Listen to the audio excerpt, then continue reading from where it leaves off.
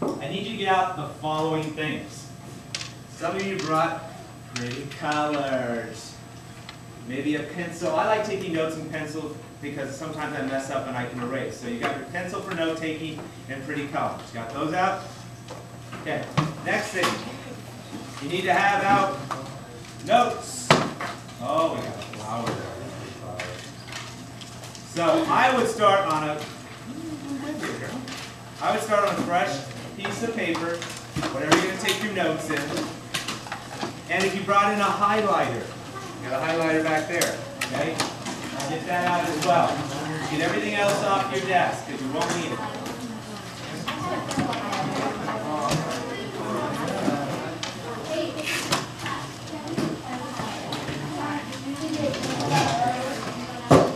Okay, I'm a little puzzled as to why we're having all the conversation. You shouldn't need to be talking to do this.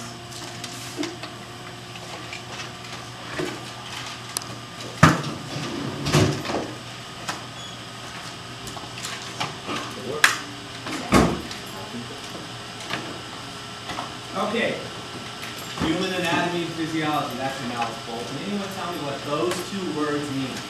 What anatomy and physiology mean? Anatomy refers to the parts. Anatomy would be the parts. Physiology would be everything besides the human body? What do you think?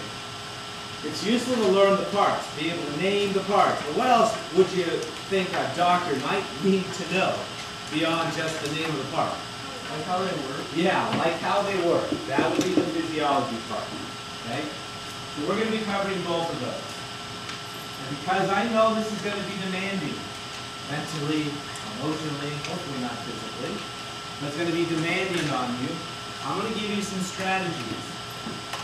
Now, Mrs. Krowski and some of your other teachers have been through a note-taking system. Remember the one in your planner? Yes? It's a very effective thing to use, to have a pattern, a system that you use every time. And that system works for a number of reasons. And that's what I'm going to talk about here today. Exactly what makes that system of note-taking effective for you. It's effective for you because we're trying to get this information, really difficult stuff, really technical words. Here's one of the words you're going to have to learn. Semitendinosus. My membranosus, biceps femoris. Okay?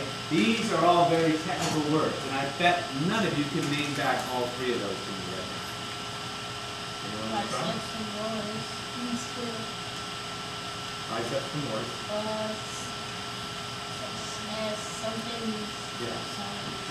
Because I could have been standing up here, I could have just as easily been talking to you in some totally different language, German or something, French. And I could talk the whole hour. And I could even do a little dance for you. And that's not going to make it stick in your brain. Because your brain doesn't speak that language. And you probably think, well, my brain speaks English. You're right. That's one of the things it has learned to speak. But what I want to help show you is that if you learn to speak the true, basic language of your brain, you will learn stuff like that. With no effort whatsoever. Think about things that you learn without trying hard. Go to a movie. Someone quizzes you on what the movie was about afterwards. Not hard to answer, is it? Okay? You go to a concert. You know the lyrics to a lot of the songs, particularly if it's something that you like. You never had to sit down and study for a concert. Leave me alone, Mom. I'm studying for the concert tomorrow night. I got to know all the lyrics. You just learned it, right? It wasn't hard. It didn't take effort. Music, the brain just soaks it up. Okay? Pictures, just soaks it up. And if you can try to apply those same types of strategies to your studying and note-taking, I'll get more to the studying later on, it will make your life so much easier. You won't have to study hard. You know, students think they have to go home and go, studying. In 15 minutes. If I study 45 more minutes, I will automatically get an A. True? Okay, some of you probably know. You can study for an hour and do worse than a person who didn't study at all. Don't you just hate those people? You know, you turn in your test with like 2 minutes left in the period. They turn in their test 5 minutes after they get it. And they skip back to the seat. Woo, that was so easy. That was so easy. Smiling. You want to smack them? You know what I'm talking about? Okay, those are people that are just born with gifts. Lucky them. For the rest of us, we have to work our butt off. And we have to learn how to study smarter, not harder. Because studying an hour didn't solve your problem. And it starts with good note-taking. The system in your planner, which you've already learned, and I'm not changing that system. That system is based on being organized. You've got drawers in your file cabinet. And within those drawers, you've got little file folders. One for science, one for language arts, one for whatever, each subject, okay? You pull those out and you put your papers in there. You should have your notebook organized that way. But chances are there's some people in here with notebooks that look like they've been thrown up in the air and they're just stuck back in there. Paper sticking out every which way. You know what I'm talking about? You see those people walking around? There is no section for science. And if I even take out one of their science pages, let's say it's their notes, there are going to be a bunch of little random things written on there, maybe some doodles, but it's not going to be neatly organized. When you arrange your notes, you all know that you have to have the main idea, the main topic, okay? And underneath that topic there are concepts or subtopics that we're covering. And you organize it. Now the old way was Roman numeral 1, 2, 3, A, B, C. You guys have ever seen that one? Have you ever seen that system? Right? I don't like Roman numerals. I like things that my brain likes. I like things like pictures and shapes. So I got rid of the A, B, C, 1, 2, 3, Roman numeral 1, whatever, long ago when I went to little shapes. Okay? It doesn't have to be shapes. If you like numbers, use numbers. Whatever you're comfortable with. Okay? But no matter what system you use, it needs to be organized in a pattern. If you just have random facts thrown all over your paper, that's how it's going to be in your brain. Okay? If you take your keys when you get home and you do one of these, watch out, gotta catch it, okay? Do one of those. Oh, good catch. You do one of those into your room. Every day, where are your keys going to be? No. They could be under my bed, they could be on my bed, they could be out the window. They could be lodged in my little brother's head, like this.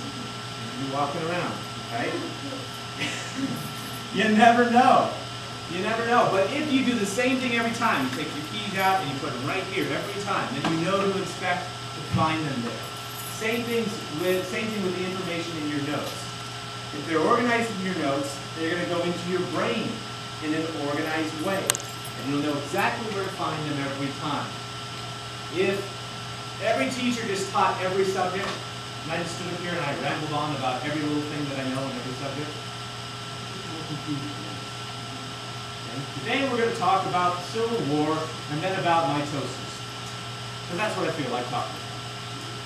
Those don't have anything to do with one another, and you're going to walk out like, okay, what's that all about? Instead, we give you it in an organized way, you write it in an organized way, and you give it to your brain in an organized way. Okay? If you look at these two blocks, block A, block B, and I said you had to memorize it. Which would be easier? Everybody.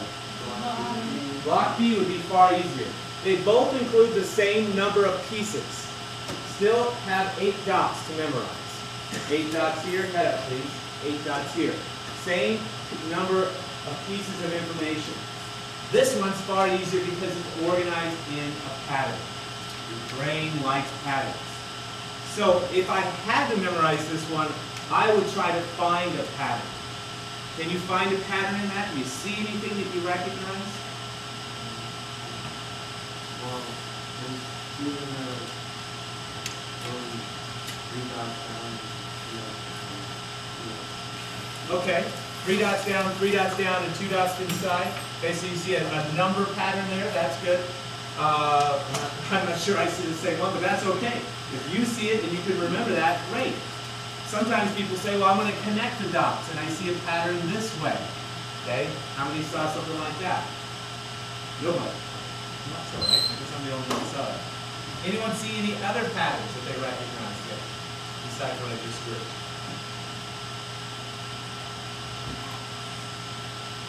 Well, if you make, every time you change a direction, you know, you do that is one, and this is kind of one here, and then a little one there. Then you're only remembering 1, 2, 3 things. Get it? That's easier than memorizing 8 things. See what I did there? Paul? You see what I did? No? I connected these 3 together because I saw them as a group. Would help you? Okay, well what would help you?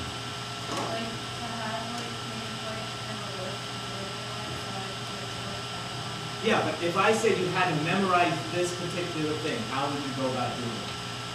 Just stare at it for a long time? Those little dots in the back of your hand or something? No, what helps me is like rewriting like 8 over time. So that way I can like remember it because it's in my head because I You know, you just brought up a good point too. People say, well, why do you make us take notes? Why don't you just give us the information? Well, I could. It's for what she just said. Every time you copy it over, by the act of moving your hand, you are remembering it in a different way. Yes? My science teacher, they just take lecture notes, and like on the TV, like they would be like, if you like this, like a thing, like a little like presentation thing, like you keep writing it, and we have to take pages and pages and pages and I noticed that like in that class I would use all the tests because I would be writing. Cool. So you found out what works for you. You figured out one of the little tricks for you. And every one of us, we're different. Some people are great at note taking, and if they just take the notes down, they're smart enough, like Paula, that they can just get it from that. Other people, like me, taking notes is not enough. I have to do some other tricks after that. You're lucky because you've got some gifts, but not everyone does. These things work for everybody, okay? And even if you're already good at it, I'm going to be throwing a lot of notes at you. Just wait, today's easy. I'm going to be throwing a lot of notes at you. These strategies work for everybody because this has to do with how the brain works. The brain likes organization. It likes patterns, and it likes pictures. And whenever possible, particularly in this class for anatomy, if you can take the information that I gave you, let's say it's a paragraph worth of notes, and you can turn that into a picture, do it. You don't have to study for a movie. You just learned it by watching it. By taking the information and turning it into a picture, this is the language of the brain. Every one of you can remember that shape and put that down on a test. You may not remember the words that went with that picture. See what I'm saying? So the picture is just automatically soaked up and stored by the brain. And the brain loves colors. That's why I had you bring in all your colored pencils and pens. So that when we do illustrations of the body, you can color code things. You may not remember the name of the muscle. You go, oh, I can't remember it. I know it was over here and it was green. And you just think about it for a while. Maybe sit and relax. Take a deep breath. And suddenly, it'll come to you. I know, it's happened to me many times. I couldn't remember the name, but I could remember the color, and it suddenly came back to me. What's wrong with this picture? Thank you. All right. Can you put away your notebook? All you should have out is the paper you're taking notes on. Here we go. We're going to jump into this now. And I'm going to go fast, so if you can't keep up, you're going to have to go back and watch the podcast to get it, or get the notes from someone else. List these names. These are the names of systems. In human anatomy, we study anatomy by breaking it down into systems. When I say a system, I mean tissues that have something in common. There are muscular tissues, there are skeletal tissues, there are cardiovascular tissues, and they all have something in common. So we're going to study each of those systems. We're going to learn the names of the parts, that's the anatomy, and then we're going to learn how they work. That's the physiology.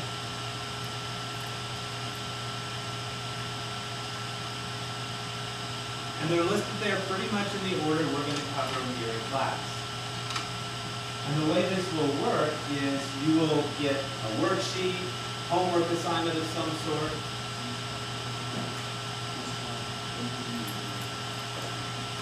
A homework assignment of some sort. You'll be taking notes, and then you'll have a quiz.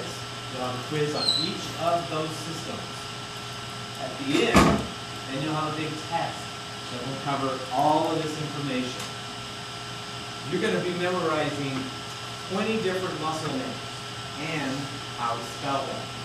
I listed 3 of them for you already. You'll learn their names and how to spell them.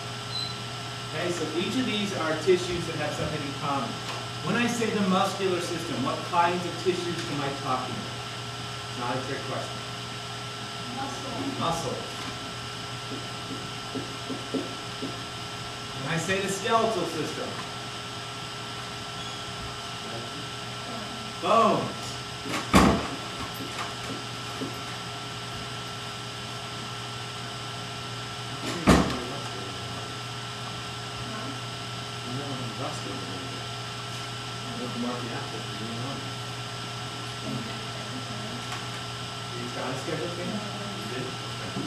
Cardiovascular.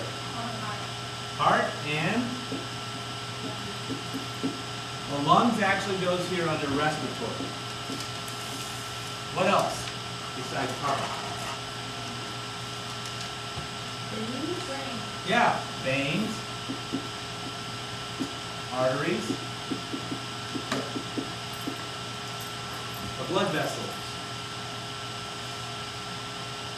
How about nervous system? Okay, nerves. What else?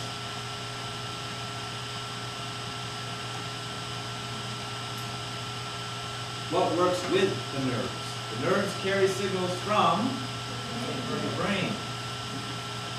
And the bundle of nerves that gets it from the brain to the tissue. Okay, so we got nervous tissue that goes out to my muscles, and we got the brain. What connects those two things? No, in the nervous spinal cord.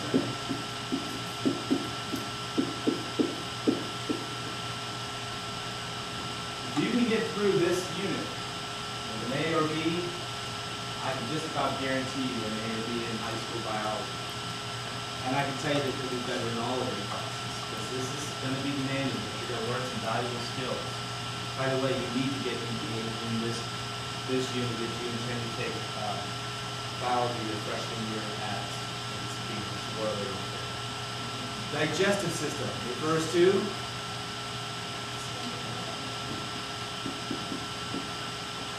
stomach, intestines,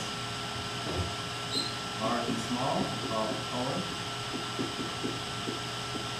There's more in all of these, but we're just hitting the main ones so that you can remember. That's what that has to do with. Excretory, to excrete, to get rid of. Urinary system has to do with bladder. What's the main organ that deals with urine? Organs, plural. Your butt. Kidney. K-I-D-N-E-Y-S. Kidneys. Okay, the endocrine system, these down here we're not going to cover. I don't think I need to tell you what the reproductive system deals with. Okay? That would be done during, sex ed class. But endocrine system is kind of related to that as well. These chemicals that travel throughout your body will determine how big you're going to be, how much muscle you're going to have, your moods, all sorts of things are driven by these chemicals. What am I talking about? Hormones. Estrogen, testosterone, to name a few. Okay? Now, how many of you are able to keep up with that? That's pretty easy. It's going to get past it. Right? Maybe not today, but tomorrow it will. Alright. Already you see a picture here. I mentioned the value of drawing pictures because you can store it in your brain much easier than you can words. It's speaking the language of your brain. If you draw this picture, it's not necessary to have all this detail. You can kind of just draw the outline. But I want you to break it up into 3 pieces, like I've done here. Oops. Okay, 3 sections. Okay? And then you're gonna get these terms down. I'm gonna build your vocabulary in here. I want you to sound like you work in the emergency room. You guys watch ER ever, or Grey's Anatomy shows? Okay? Scrubs kind of counts. They do use some of the medical terms on occasion. And I know it sounds like they just on purpose make things very confusing. They really don't. But in medical areas, we learn a common language. And if you know these terms, you can communicate even across languages to some degree. We use the same terms here for body parts as we use in other countries for the medical terms. There's a standard for that.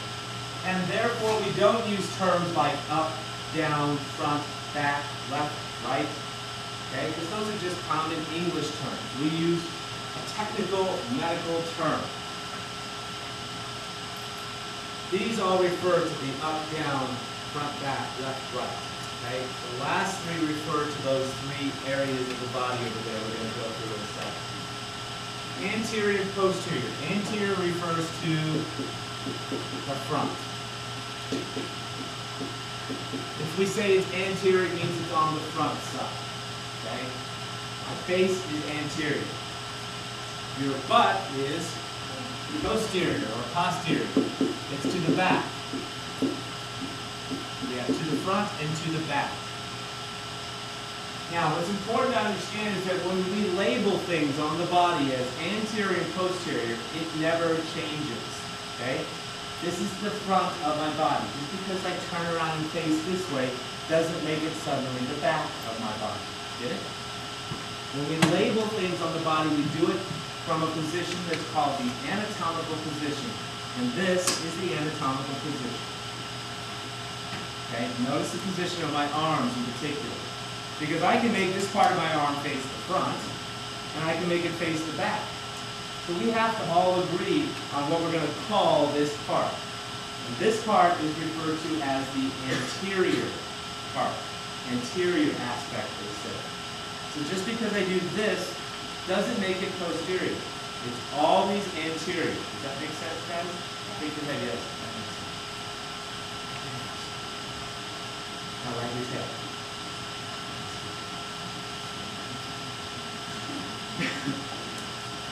All right. Lateral. In basketball, volleyball, you might do lateral slides. What do they look like? Yeah, you're doing like this, right? Or this if you're doing volleyball. No? Well, lateral means to the side. That's the medical term for to the side, or towards the side. Medial then would be toward the middle.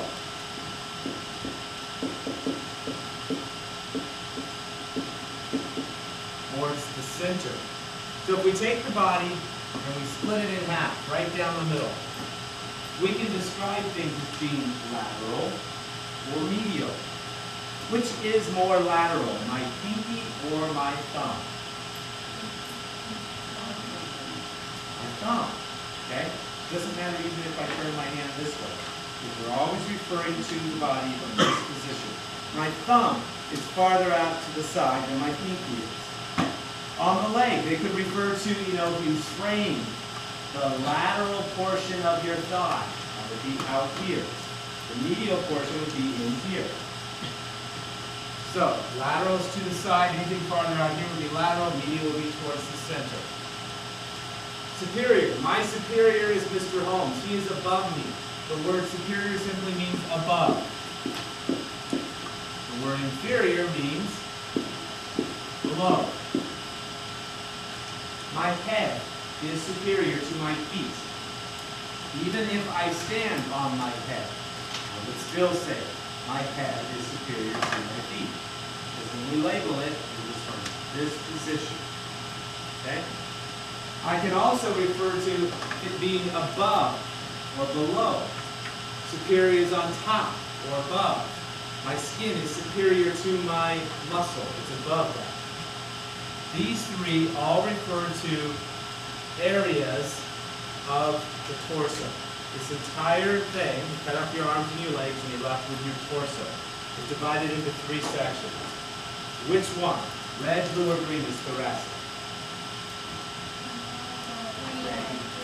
And red. Chest. Your chest is the thoracic cavity. You're a thoracic surgeon. You're going to work on this area. You're going to work on the heart and the lungs. Abdominal then would be blue, and that would be your belly. You know about your abs, your abdominal muscles, okay, your belly. So that would be your intestines, your stomach, your liver, your pancreas, all those things. Everything found down in your hip region. Now, this is called your pelvic region, or your pelvis is your hip bone. The pelvic region would be everything down in your hips, in between your hip bones. That would be like your bladder, okay, reproductive organs are in the pelvic region. Okay? Now that you've got those, you've got the basics that will be useful when you get into muscles. You will see these terms used with muscle names, bone names, arteries, veins, you name it. They're throughout medicine. If you learn these, it's going to be a lot easier to learn the other terms. Okay?